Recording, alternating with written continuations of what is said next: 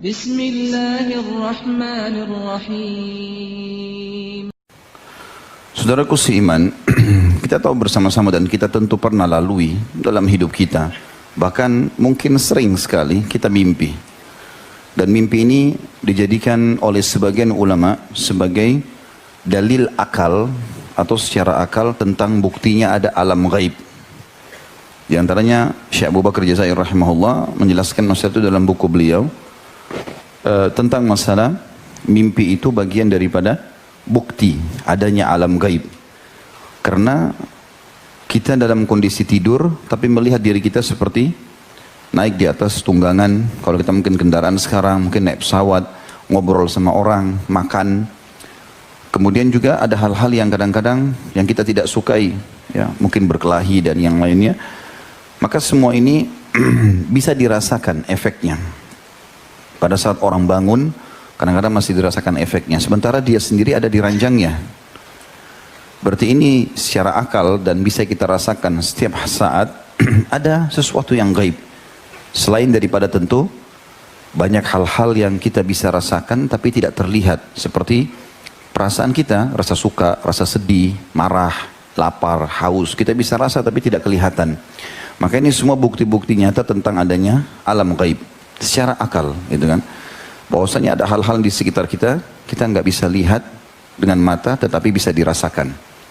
Saudaraku seiman, mimpi ini dibagi tiga oleh Nabi alaihi salatu wassalam.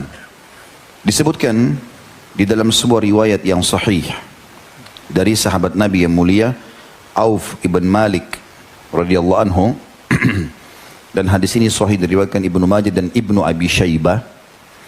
Kalau Nabi SAW bersabda mimpi dibagi atau terbagi menjadi tiga kriteria.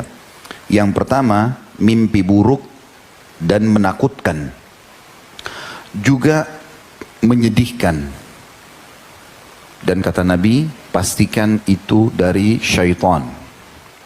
Saya ulangi, mimpi yang pertama ini, mimpi buruk yang kita tidak suka, menakutkan, dan menyedihkan. Semua itu dari syaitan. Yang kedua, Nabi SAW mengatakan mimpi yang menggelisahkan seseorang karena terus saja terbawa walaupun dia sudah bangun. Dan ini biasanya disebabkan karena gejolak yang sedang ada di benaknya, baik di hati ataupun di pikirannya. Misal dia sedang berpikir untuk membuka sebuah usaha, terus kemudian dia berpikir untuk meminjam uang dari seseorang, atau dia berpikir untuk memodel tertentu tokohnya, kemudian dia mimpi melihat itu karena terbawa dengan perasaan dia, ya. Kemudian yang ketiga adalah mimpi yang merupakan petunjuk dan merupakan cabang dari mukjizat kenabian atau dikenal dengan ru'ya shadiqah.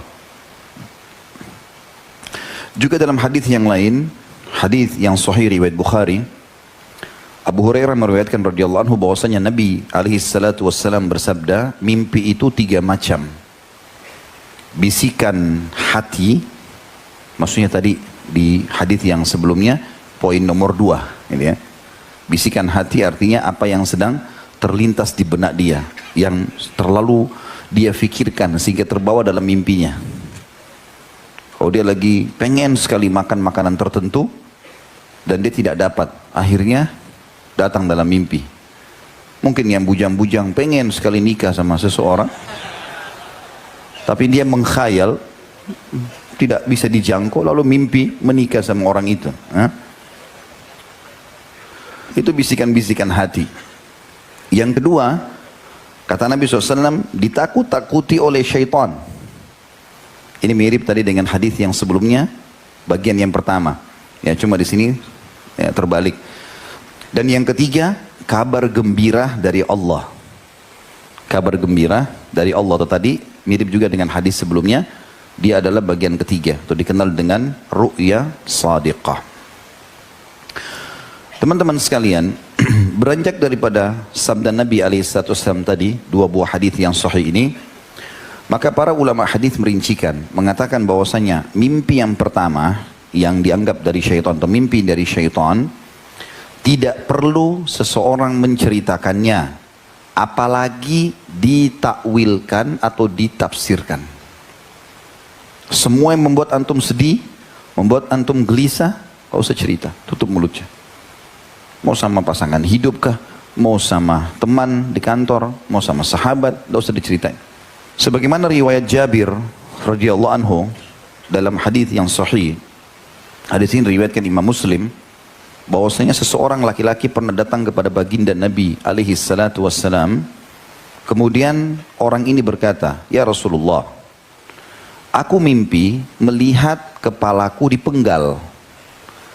Lalu kemudian kepalaku itu menggelinding dengan cepat dan aku berusaha mengejarnya untuk memegangnya. Apa yang dimaksud dengan itu ya Rasulullah?" Lalu Nabi SAW tertawa dan mengatakan, apabila syaitan mempermainkanmu dalam mimpimu, maka janganlah kau menceritakannya. Dan kata Jabir radhiyallahu anhu, setelah itu saya pernah mendengar Nabi SAW sampaikan di atas mimbar, bila seseorang di antara kalian dipermainkan oleh syaitan dalam mimpinya, maka janganlah dia ceritakan. Jadi apapun sifatnya, kalau sedih segala macam, tidak perlu sama sekali ceritakan. Itu sesuai dengan hadis Nabi SAW, apabila kalian bermimpi buruk, apabila kalian mengalami mimpi buruk, kata Nabi SAW, hendaklah meludah ke sebelah kiri 3 kali dan memohon perlindungan kepada Allah dari kejahatan syaitan dan dampak buruk mimpi tersebut. Kemudian jangan ceritakan kepada orang lain mimpi itu, atau jangan ceritakan mimpi tersebut pada siapapun. Maka mimpi itu, kalau dia lakukan 3 hal tadi, baca isti'adzah, meludah sebelah kiri 3 kali, tidak ceritakan sama orang, maka dampak buruk mimpi tersebut tidak akan mengganggunya, atau maka mimpi itu tidak akan memberi dampak buruk kepadanya. Hadis riwayat Bukhari Muslim, hadis sahih ini.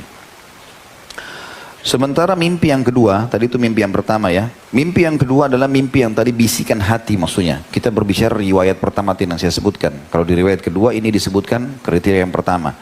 Yang bisikan-bisikan hati, yang kita cenderung mau makan, kita cenderung suka sama orang. Maksud dalamnya masalah ini biasanya mimpi junub ya. Terlalu suka sama seseorang berlebihan, akhirnya dia mimpi biologis di situ.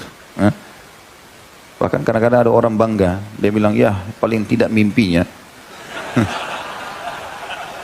Maka ia juga melakukan hal yang sama, seperti poin pertama tadi. Dia baca isti'adzah, dia meludah 3 kali sebelah kiri, kemudian dia tidak menceritakan kepada orang lain. Sebagaimana hadis Nabi SAW.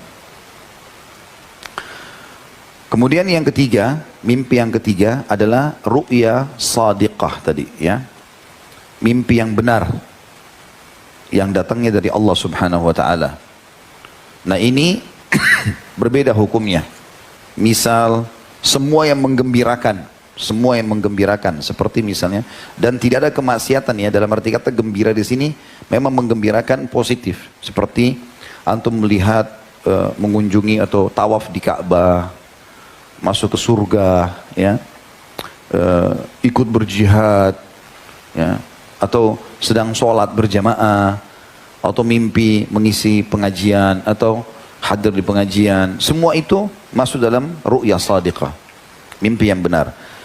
Dan Imam Malik mengatakan tidak seluruh mimpi patut diceritakan, hanya mimpi-mimpi baik saja.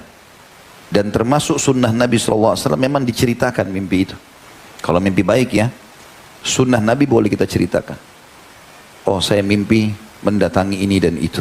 Misalnya, saya datang ke Mekah, saya mengunjungi masjid Nabi, saya melihat ini dan itu semuanya adalah bagian dari mimpi yang baik. Termasuk mimpi bertemu dengan Nabi SAW.